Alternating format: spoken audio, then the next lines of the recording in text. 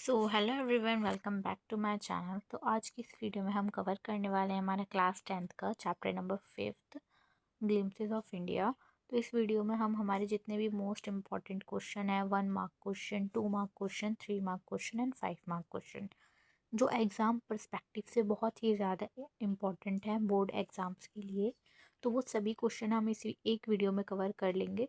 और वीडियो बहुत ही ज़्यादा इजी लैंग्वेज में होने वाली है, जिससे आपका कहीं से भी कोई भी क्वेश्चन आएगा एग्ज़ाम में तो आप इजीली आंसर लिख पाओगे। तो एग्ज़ाम से पहले एक बार ये वीडियो ज़रूर देखिएगा, आपको पूरा चैप्टर इस एक वीडियो में रिवाइज हो जाएगा। तो हम फर्स्ट इस 1 मार्क क्वेश्चन से स्टार्ट कर देते हैं। तो हमारा फर्स्ट क्वेश्चन है, what is a baker called in Goa. कि गोवा के अंदर जो बेकर्स होते थे उन्हें क्या बोला जाता था। तो a baker is called a pader, उन्हें पैडर बोला जाता था। Now the second question is, what is the traditional dress of Goan baker. तो वो जो पैडर्स होते थे, जो गोवन बेकर होते थे, उनकी ड्रेस कैसी होती थी। तो उनकी ड्रेस का नाम होता था कबाई, a long frock like dress, एक लंबी सी फ्रॉक होती थी ड्रेस की तरीके से। Now the third question is, who are the people of Coorg known as. जो लोग कर्ग में रहते थे उन्हें क्या बोलते थे, उन्हें कुदावास बोलते थे। So question number fourth is, which crop is Coorg famous for. जो कुर्ग है उसके अंदर कौन सी क्रॉप यानी कि किस चीज़ की खेती होती थी। तो वहाँ पर क्या होता था, कॉफ़ी प्लांटेशन होती थी। Now the question number fifth is, name the two friends who visited Assam tea gardens. तो वो दो दोस्त कौन थे जो आसाम के टी गार्डन्स को विजिट करने गए थे, उनका नाम था राजवीर एंड प्रंजोल। अब हमारे होने वाले हैं 2 marks question. Question number first है, why did children run to meet the baker. बच्चे क्यों भागते थे बेकर से मिलने के लिए। Because they wanted sweet bread bangles and were attracted by the sound and smell of bread. तो जो छोटे बच्चे होते थे वो जो स्वीट ब्रेड्स होते थे उनकी तरफ बहुत ज़्यादा अट्रैक्ट होते थे। और जो साउंड होता था जब वो आते थे, जो बेकर्स आते थे वो एक साउंड बोलते हुए आते थे या उसे बजाते हुए आते थे साउंड को, तो बच्चे उसकी तरफ बहुत ज़्यादा अट्रैक्ट होते थे। और जो ब्रेड की स्मेल होती थी, मतलब कि ब्रेड की जो खुशबू होती थी, बच्चों को वो बहुत अट्रैक्ट करती थी। इसी वजह से बच्चे बेकर जो होता था, बैटर जो होता था, उससे मिलने के लिए भागते थे। Now the second question is, why is Coorg called the Scotland of India. Coorg को इंडिया का स्कॉटलैंड क्यों बोला गया। Because of its cold climate, hills, greenery and shine and scenic beauty.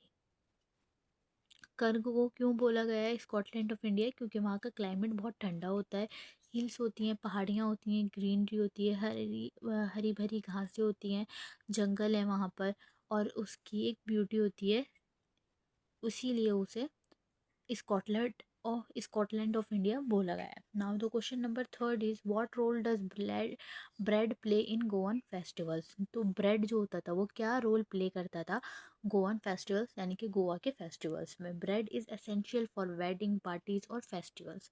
Bread एक बहुत ही इंपॉर्टेंट रोल प्ले करता था और बहुत ही एसेंशियल है, मतलब कुछ हो ना हो लेकिन ब्रेड तो ज़रूर मिलेगा आपको वहाँ की वेडिंग में, शादियों में, पार्टीज में और फेस्टिवल्स में। Now the question number fourth is, how is T important in India. तो टी जो है वो किस तरीके से इम्पोर्टेंट है इंडिया में। It refresh it refreshes people and is widely consume daily across the country. तो जब लोग इसे पीते हैं वो रिफ़्रेश हो जाते हैं बिल्कुल। अगर आप देखोगे कि इंडिया में कोई भी घर है, किसी के सर में दर्द हो रहा है तो वो बोलेगा चाय पिला दो मुझे, मेरे सर में दर्द हो रहा है। तो मतलब इंसान चाय पीकर रिफ़्रेश होता है इंडिया के अंदर। और widely consumed daily across the country, मतलब लोग रोज़ ही पीते होंगे अपने घरों में। शाम की चाय तो बहुत ही कॉमन है, हर कोई बोलता है मतलब शाम हो गई तो चाय बना लो, चाय पी लेते हैं, हर इंडिया के घर में चाय पी जाती है। Now the 3 marks question is, number first is, describe the importance of the baker in Goan village. Baker का क्या इंपॉर्टेंस होता था गोवा के विलेजेस में। So the baker was central to social life, no celebration और festival was complete without bread and cakes. तो baker बहुत ही ज़्यादा इम्पॉर्टेंट होता था एक सोशल लाइफ के लिए। कोई भी सेलिब्रेशन नहीं या फेस्टिवल नहीं मनाया जाता था ब्रेड या केक के बिना में गोवा। अगर गोवा में कोई फेस्टिवल हो उसमें ब्रेड नहीं है या केक नहीं है तो वो फेस्टिवल जो है उसे सेलिब्रेट ही नहीं करेंगे। तो इतना इम्पोर्टेंट होता था ब्रेड का और केक का। तो अगर ब्रेड और केक इतने इम्पोर्टेंट है तो ऑब्वियसली उनके बनाने वाला भी उनके लिए बहुत ही ज़्यादा इम्पोर्टेंट होता था, जिसे हम बेकर बोलते हैं। Now second question is write a short note on Coorg's natural beauty. तो अब जो हमारा एरिया है कर्ग का, उसकी नेचुरल ब्यूटी को लेकर एक शॉर्ट नोट हमें लिखना है। ये 3 मार्क का क्वेश्चन है, तो आप इसे 3 पॉइंट्स में भी लिख सकते हो। Coorg has evergreen forest, hills, rivers, coffee plantation and rich wild life. तो इसमें एक ही लाइन में बता दिया गया है, आप इसे अलग अलग डिस्क्राइब कर देना। तो कर्ग जो है वहाँ पर ग्रीन फॉरेस्ट होते थे, हिल्स होती थी यानी कि पहाड़ होते थे, और रिवर्स होते थे यानी कि आपकी नदियाँ होती थी, कॉफ़ी की प्लांटेशन होती थी, वहाँ पे कॉफ़ी उगाई जाती थी, और रिच वाइल्ड लाइफ यानी कि वहाँ का जो एरिया था वो वाइल्ड लाइफ एरिया था।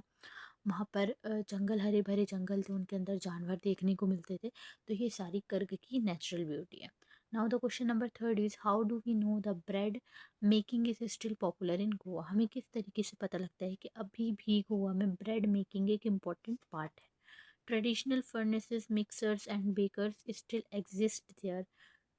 तो जो ट्रेडिशनल बेकर्स होते थे, जो उस टाइम पर होते थे, वो आज भी वो लोग वहाँ पर एग्जिस्ट करते हैं। इस वजह से हमें पता लगता है कि गोवा में अभी भी जो ब्रेड मेकिंग प्रोसेस है वो बहुत ही पॉपुलर है, क्योंकि अगर वहाँ पर ये प्रोसेस पॉपुलर नहीं होता तो वहाँ पर बेकर्स भी नहीं होते ज़्यादा। कोई भी काम, अगर कोई कंट्री है वहाँ पर कुछ काम हो रहा है, तो ऑब्वियसली उनको वहाँ पर अच्छी उसकी सेल होती होगी, इसीलिए वो लोग वहाँ पर एग्जिस्ट कर रहे हैं। Now the question number fourth is what legends are associated with the origin of tea. Stories of Chinese emperor and a Buddhist monk explain how tea was discovered. तो किस तरीके से, मतलब चाय की जो ओरिजिन हुआ, मतलब चाय किस तरीके से पता चला कि चाय नाम की भी एक चीज़ होती है। तो एक स्टोरी है चाइनीज़ इंपीरियर की और एक बुद्धिस्ट मॉन्क की, जो एक्सप्लेन करती है कि टी वॉज डिस्कवर्ड, कि किस तरीके से टी को डिस्कवर्ड किया गया था। या आप चाहो तो इसे यूट्यूब पर भी देख सकते हो, इस स्टोरी को, ये आपको देखने को मिल जाएगी। Now the fifth question is why are the Kodavas considered brave people. उन्हें ब्रेव पीपल क्यों बोलते थे? तो बेसिकली ये कर्ग में रहने वाले लोग थे, और ये आर्मी के लिए सर्व्ड करते थे, यानी कि आर्मी के लिए ये लोग काम करते थे, इंडियन आर्मी के लिए। इसीलिए इन्हें ब्रेव पीपल यानी कि बहादुर लोग बोला गया है। अब हमारे मोस्ट इंपॉर्टेंट 5 मार्क्स वाले क्वेश्चन आने वाले हैं, तो इसके हम 5 पॉइंट्स देखेंगे। हर एक क्वेश्चन के 5 पॉइंट्स होंगे, क्योंकि 5 मार्क्स का क्वेश्चन है, तो अगर आप पॉइंट्स में लिख दोगे तो आपको अच्छे नंबर मिलेंगे। ज़रूरी नहीं है 5 ही पॉइंट्स लिखो, 5 से ज़्यादा पॉइंट्स भी आप लिख सकते हो। क्वेश्चन नंबर फर्स्ट होने वाला है, describe the 3 different regions of India shown in the chapter. India के 3 जो डिफरेंट रीजन्स हैं, हमारा गोवा, कुर्ग और आसाम, उनके बारे में लिखना है। तो है the chapter present 3 regions Goa, Coorg and Assam. Goa shows Portugal influence. So Goa के अंदर जो पुर्तगीज लोग आए थे, उनका रोल था, उन्होंने इन्फ्लुएंस करा था, उसके बारे में बताया गया है। And the traditional bread making culture, कि किस तरीके से उसके बाद से जो ब्रेड होता है उसका बनाने का प्रोसेस जो होता है, बेकर्स जो होते हैं वो सब किस तरीके से फिर ट्रेडिशनल हो गया, वहाँ का कल्चर ही बन गया। मतलब इन्फ्लुएंस्ड वो लोग पुर्तगीज से हुए थे, बट अभी तक still they the bread making process and the culture and tradition is very important in Goa. So the third point is Kurg highlights natural beauty, coffee plantation and brave Kodawa people. तो कुर्ग क्या highlight कर रहा है? वहाँ की natural beauty को, coffee plantation को, और ब्रेव पीपल को, कोदावा पीपल्स यानी कि खुदावा वो लोग होते थे। ब्रेव उन्हें इसलिए बोला गया है क्योंकि वो लोग आर्मी के लिए, इंडियन आर्मी के लिए काम करते थे, या इंडियन आर्मी में वो लोग बहुत बढ़ चढ़ कर पार्ट लेते थे और इंडियन आर्मी के लिए सर्व करते थे, अपनी ड्यूटीज़ फुलफ़िल करते थे, तो इसीलिए वो लोग ब्रेव हैं। Assam represent tea gardens and the importance of T in India. तो आसाम जो है वहाँ पर क्या रिप्रेजेंट कर रहा है? टी गार्डन्स को, कि वहाँ पर चाय के खेत हैं, और इम्पॉर्टेंट बता रहा है कि किस तरीके से टी जो है, चाय जो है, वो इम्पॉर्टेंट है इंडिया में। Number fifth, together this region shows India's culture, geographical and traditional diversity. तो साथ में मिलकर ये तीनों रीजन क्या बता रहे हैं? इंडिया की कल्चर को, किस तरह से इंडिया का कल्चर फैला हुआ है, जोग्राफिकली भी यानी कि मतलब कि मैप के अकॉर्डिंग भी, और ट्रेडिशनल डाइवर्सिटी भी है, यानी कि अलग अलग ट्रेडिशंस भी हैं लेकिन फिर भी सब एक साथ मिलकर रहते हैं, और अलग अलग रीजन्स मिलकर इंडिया को इंडिया बनाते हैं। Now the question number second is glimpses of India shows unity in diversity, explain करना है इसे। तो इसका आंसर होने वाला है the chapter describe different culture, food and life style from 3 region.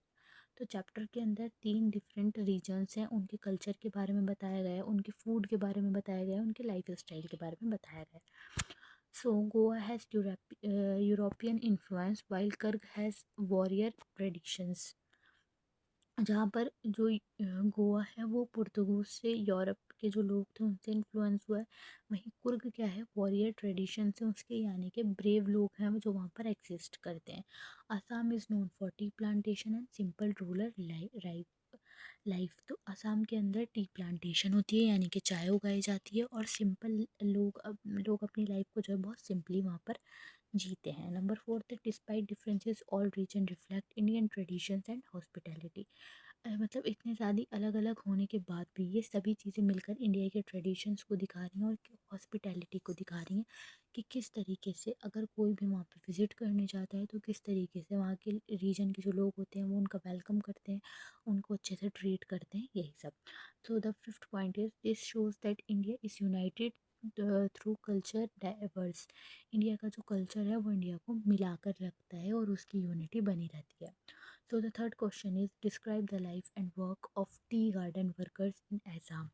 तो जो लाइफ है और किस तरीके से जो लोग हैं वो काम करते हैं टी गार्डन में, यानी कि चाय के जो गार्डन्स होते हैं उसमें आसाम के वर्कर्स जो काम करते हैं उनकी लाइफ के बारे में बताना है। पहला है, tea garden workers live near plantation and work long hours. तो वो जो प्लांटेशन होता है वहाँ पे टी का, उसके आसपास ही रहते हैं वो लोग और घंटों घंटों तक काम करते हैं। They pluck tea leaves carefully by hand. तो वो जो पौधा उगता है, टी का प्लांट होता है, उसमें से जो लीव्स होती हैं उन्हें वो लोग हाथ से हटाते हैं। Their work require skills patient and physical effort. उनका जो वर्क है उसके लिए किस स्किल्स चाहिए होती हैं, पेशेंस चाहिए होता है, यानी कि ऐसा नहीं है कि बिल्कुल ही हमने आज प्लांट लगाया तो कल उसे हटा लें, नहीं, उसके लिए पेशेंस चाहिए, उसे उगाना है, उसकी देखभाल करनी है, इन सब चीज़ों के लिए फिजिकल एफर्ट चाहिए क्योंकि खेती बाड़ी का काम है तो उसके लिए एक अच्छी हेल्थ होनी चाहिए। आगे मूव कर लेते हैं। सो फोर्थ है, they depend on tea gardens for livelihood. मतलब कि वो अपनी रोज़ी रोटी के लिए, खान पीन के लिए किस पर, टी गार्डन्स के ऊपर प्रॉपर डिपेंड करते हैं। फिफ्थ पॉइंट है, there hard work makes India one of the largest T producer. और जो वहाँ पर लोग काम कर रहे हैं, टी वर्कर्स जो हैं वो सभी, उनके जो हार्ड वर्क है, उनकी जो मेहनत है, उसी की वजह से इंडिया किस पर आ रहा है, इंडिया के अंदर लार्जेस्ट टी प्रोड्यूस होती है, यानी कि सबसे ज़्यादा इंडिया में टी बनती है।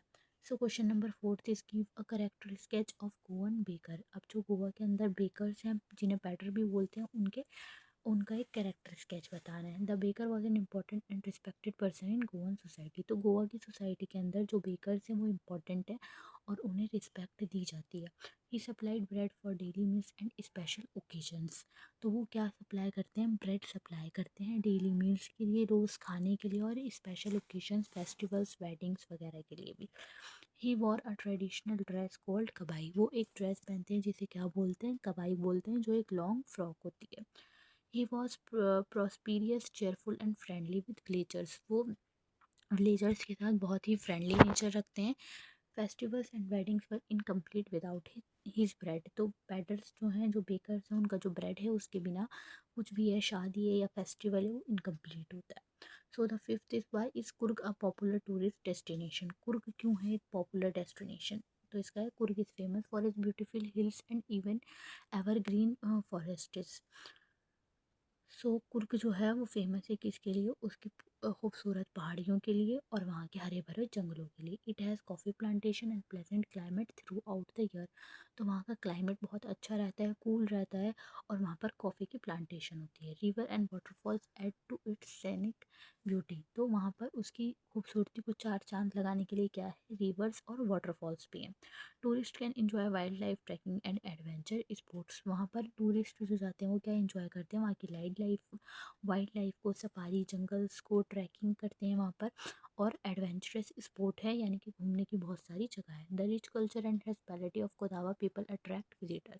वहाँ के जो लोग हैं कोदावा ब्रेव पीपल्स हैं, उनकी जो हॉस्पिटैलिटी है, मतलब किस तरीके से वो टूरिस्ट को वेलकम करते हैं, उनके साथ अच्छा व्यवहार करते हैं, ये लोग, ये जो चीज़ें होती हैं ये लोगों को बहुत अट्रैक्ट करती हैं। तो इसमें जो आपके लास्ट के 3 क्वेश्चन हैं, ये वाला, why is Coorg a popular tourist destination, Give a character sketch of Goan baker and describe the life of tea garden workers in Assam से। ये मोस्ट इम्पॉर्टेंट क्वेश्चंस है, आप एग्ज़ाम से पहले एक बार इन क्वेश्चंस को ज़रूर देख लीजिएगा। आई होप आपको ये वीडियो अच्छी लगी होगी। अगर आपको ये वीडियो अच्छी लगी है then please subscribe my channel. Thanks for watching.